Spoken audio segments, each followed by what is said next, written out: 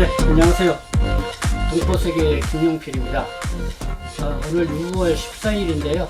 이 두 번째 뉴스 브리핑을 여러분들에게 말씀을 드리고자 합니다. 이번 내용은 상당히 좀 중요하고 또 의미 있는 뉴스라고 생각이 듭니다. 그래서 여러분들에게 특별히 좀 전해드리고자 하는데요. 먼저 이런 말씀을 드리고자 합니다.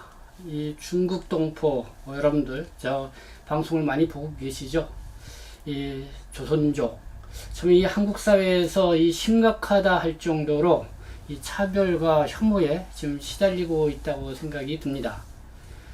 이번에 뭐 법무부가 추진하고 있는 국조법 개정 법률안 이 반대 논란도 보면은요, 이 중국 동포들은 사실 가만히 있는데 이 반대론자들이 이 조선족 중국 동포들을 심하게 이렇게 혐오하는 그런 반대 이유 주장들을 펼치고 있는 것을 보게 됩니다. 그래서 상당히 마음이 무겁기도 하고 참 안담하다 이런 생각도 듭니다.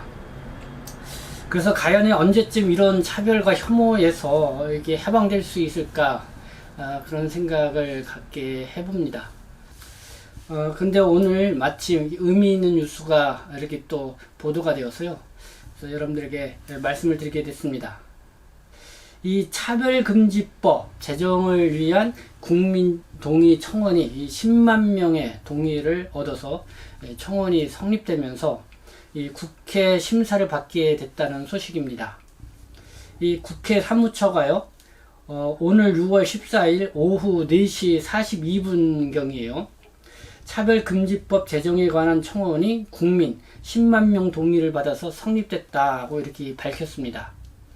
그런데 이 국민청원이라는 게 무엇인지, 요거는 이 청와대에 있는 그 국민동의 청원과는 좀 다릅니다. 요거는 법안 발의된 거와 관련돼서 그 법안을 빨리 국회에서 논의를 하고 법으로 제정해 달라, 여기에 동의한다라는 그런 국민들의 여론을 이렇게 목소리를 내는 그런 청원입니다. 그래서 국회와 관련된 것인데요. 그럼 국민 동의 청원은요, 이 시민이, 그러니까 국회의 법률 제정, 개정이나 이 폐지 등을 청원하는 것입니다. 그래서 이 국회 홈페이지를 통해서 이렇게 참여할 수가 있습니다. 그래서 이 청원 등록을 하고 이 30일 이내에 이 10만 명 이상이 이 동의를 하게 되면요, 이 소관 이 상임위에서 회부가 돼서 이 논의를 하게 됩니다. 그러나 단 외국인은 이 국민동의 청원에 참여할 수가 없습니다. 그러니까 한국 국적을 갖고 있는 이 국민이만이 이 청원에 참여가 할 수 있다는 것이죠. 그래서 지금 저는 이 차별금지법 이거에 대해서 이제는 이 국회 이 상임위에서 이제는 본격적으로 이제 논의를 시작을 해야 된다는 것이죠. 그래서 이제 국회 시간이 도래되었다, 뭐 이렇게 언론에서 이 보도를 하기도 합니다. 근데 이 관건은요, 이 국회가 차별금지법 제정 논의를 물론 전보다는 좀 활발하게 하긴 하겠지만은, 그러나 이것도 뭐 흐지부지 끝날 수도 있습니다. 이 차별금지법과 관련돼서는 뭐 지난 2007년도에 법이 발의가 된 적도 있었습니다. 그러나 이 번번이 이 상임위의 이 문턱에 오르지 못하고 이렇게 폐기되고 그랬었는데요. 바로 오늘 이 10만 명 국민 동의 청원이 이루어짐으로 인해서 바로 이 상임위 문턱을 넘어서게 됐다는 그런 소식입니다. 그래서 우리 동포 여러분들도 그리고 이렇게 차별금지법과 관련돼서 많이 또 이 동의를 하고 계시는 분들 지금 관심을 많이 갖고 이 국회 상임위에서 정말 이 적극적으로 관심을 갖고 논의를 할 수 있도록 계속해서 이 여론 또 분위기를 만드는 게 상당히 필요한 시점이다, 이렇게 말씀을 드릴 수 있겠습니다. 네, 그러면 이 차별금지법이 어떤 내용을 담고 있는 법이냐, 네, 그거를 좀 여러분들에게 잠깐 소개를 해드리도록 하겠습니다. 이 차별금지법은 국가인권위헌법상의 이 차별금지 사유를 기본으로 성별, 장애, 나이, 언어, 출신국가, 출신민족, 인종, 국적, 피부색, 출신지역, 용모 등의 신체 조건, 그리고 혼인 여부, 임신 또는 출산, 또 가족 및 가구의 형태와 상황, 종교, 사상 또는 정치적 의견, 또 형의 효력이 실현된 전과, 그리고 성적 지향, 또 성별, 정체성, 학력, 고용 형태, 병력 또는 건강 상태, 또 사회적 신분 등으로 구체화해서 이 차별의 판단 기준을 명확히 한 법입니다. 그러니까 이런 거를 하면은 차별이 된다는 것이죠. 여기에 보니까 이런 내용이 있습니다. 이러면 다 하게 뭐 어느 정도 이해를 하겠지만, 형의 효력이 실효된 전과. 네, 지금 우리 동포분들 중에서는 과거에 불법 체류를 했다는 이유로 지금 농어촌에 가서 계절 근로를 하고 싶은데, 지금은 이제는 정상적으로 비자를 받고 이렇게 정상적으로 좀 체류하고 있는 이런 상황이죠. 근데 과거에 그런 형이 이미 오래전에 발생해서 그게 소멸이 되었음에도 불구하고 그거를 그대로 적용을 한다라든가, 어쨌든 과거에 어떤 그런 범죄가 이미 그 형 기간이 다 지났는데도 그거를 문제 삼아서 거기에 대한 충분히 집가를 치렀음에도 불구하고 그거를 문제 삼아서 이 체류에 계속 문제를 어떤 차별을 둔다. 이것도 하나의 차별이라는 것이죠. 그래서 이제 이런 문제까지도 이렇게 다 담아 있는 것이 이번 이 차별금지법이다. 이렇게 보시면 될 것 같습니다. 다시 한번 말씀을 드립니다. 이 차별금지법에는 국가인권위원회법상의 이 차별금지 사유를 기본으로 만든 법입니다. 그래서 뭐 성별, 장애, 나이, 언어, 출신국가, 출신민족, 인종, 국적, 피부색, 출신지역, 용모 등 이렇게 신체 조건이라든가 혼인여부, 임신 또는 출산, 가족 및 가구의 형태와 상황, 또 종교, 사상 또는 정치적 의견, 또 형의 효력이 실효된 전과, 성적 지향, 또 성별 정체성, 또 학력, 고용 형태, 병력 또는 건강 상태, 사회적 신분 등 뭐 이렇게 해서 구체적으로 이 차별 요소가 있는 것을 규정한 그런 법이다. 이렇게 보시면 될 것 같습니다. 그래서 이 고용이라든가 뭐 재화 용역, 교육기관, 행정 서비스 기관 등 전반적으로 이게 이제 적용이 되는데요. 물론 이 일각에서는 이 차별금지법, 이거를 그냥 포괄적 차별금지법이라고 하는데요. 여기에 대해서 우려를 제기하는 목소리도 있습니다. 왜냐면은 남녀 고용평등법이라든가 장애인 차별금지법 등 이 각계 이 대상별로 이 차별을 하면 안 되라는 그런 법들이 있습니다. 그렇기 때문에 이러한 법들이 있는데 또 무슨 이렇게 포괄적인 이 차별금지법이냐 하면서 이거에 대해서 반대를 하고, 그리고 이 차별금지법, 포괄적인 차별금지법이 그다음에 표현의 자유를 억압을 할 수 있다라는 또 그렇게 지적을 하면서 우려를 하는 목소리도 있습니다. 우선 이 차별금지법이 제정이 되면은요, 가장 변화가 두드러지는 것이 이런 고용과 관련된 이런 분야가 이제는 가장 변화를 불러일으킬 것이다. 뭐 이렇게 보고 있습니다. 그래서 뭐 모집서부터 채용, 그리고 퇴직, 해고, 뭐 그런 전반적인 부분에 있어서 상당히 영향을 미칠 것이다. 이렇게 보고 있습니다. 그러니까 이 성희롱이라든가 뭐 괴롭힘 이런 것들도 다 이 차별에 이런 명시되어 있기 때문에, 그래서 어쨌든 직장 생활을 하면서 또 그 고용 단계에 있어서 이런 차별과 이런 혐오의 이런 표현을 쓰면 안 된다는 것이죠. 이 법안이 통과가 되면은요, 이 차별을 당했을 때 그러면은 이 국가인권위에 이제 진정을 하게 되죠.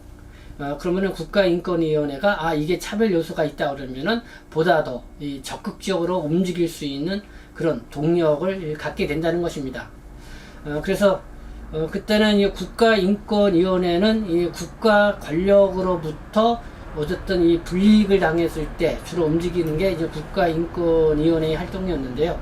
이번에 이 차별금지법이 이제 제정이 되면은요, 여러분들이 개개인적으로도 이 차별을 받았다 그런 거를 국가인권위원회에 이렇게 진정을 하게 되면은 국가인권위원회가 그와 관련돼서 이제는 조사도 하고 조치도 내릴 수도 있고 어쨌든 그런 역할을 더 포괄적으로 할 수 있게 된다는 것입니다. 지금 이 차별금지법은 2020년 5월 29일 이 정의당의 이 장혜영 의원이 발의를 한 법안인데요. 1년이 좀 넘었죠. 그래서 이번에 이 청원, 국민동의 청원이 이 10만 명이 넘어서서 이 발의를 한 장혜영 정의당 의원이 입장을 밝혔습니다. 그 입장을 보면은요, 이 차별금지법이 통과된다고 해서 여러 차별들이 한 번에 사라지진 않을 것이다. 이 차별에 대해서 우리 사회가 좀 더 성숙한 한 단계 나아가기 위한 대화를 열 수 있는 장이 마련된다 라고 이렇게 입장을 이야기를 했습니다.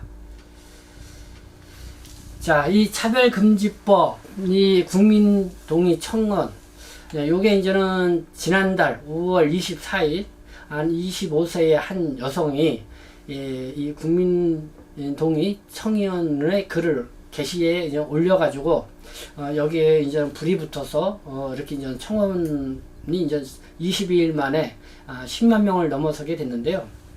그럼 누가 이 국민청원 게시판에 청원을 했냐? 동아제약 채용에 있어서 그 신청을 했던 25세의 여성입니다. 이 여성은요, 이 유복한 한국인 부모님 밑에서 태어나서 이 서울과 해외에서도 이렇게 생활을 했다고 합니다. 그리고 서울에 있는 이 4년제 대학도 졸업을 했고요. 근데 올해 지난 3월 달이죠. 이 동아제약이 거기에 채용 면접 과정에서 이런 말을 들었다는 것입니다. 이 여성인데요. 여자라서 군대를 가지 않았으니 남자보다 이 월급을 적게 받는 것을 어떻게 생각하냐? 군대에 갈 생각이 있냐? 라는 이런 질문을 받았다는 것입니다. 그래서 이 질문이 채용에 있어서 상당히 성차별 문제다 하고 이거를 지적을 해서 나오게 됐고, 그래서 이거를 문제 삼고서 한참 한국 사회에 좀 시끄럽게 이렇게 이야기가 됐죠. 결국은 이제는 동아제약 대표이사가 직접 사과하기도 했고요. 그리고 이분은 고용노동부에 이 진정서를 내서 지금 또 답변을 좀 기다리고 있다고 합니다. 그렇게 하면서 이 국회 사이트에다가 바로 이 차별금지법, 빨리 이거에 국회에서 논의를 하라. 그래서 거기에 그냥 국민청원 게시글을 지난 5월 24일 올리게 됐는데요. 아주 관심을 많이 끌었습니다. 그래서 22일 만에 10만 명이 넘게 여기에 이제 동의를 했다는 것을 여러분들 참고로 알아두시면 좋을 것 같습니다.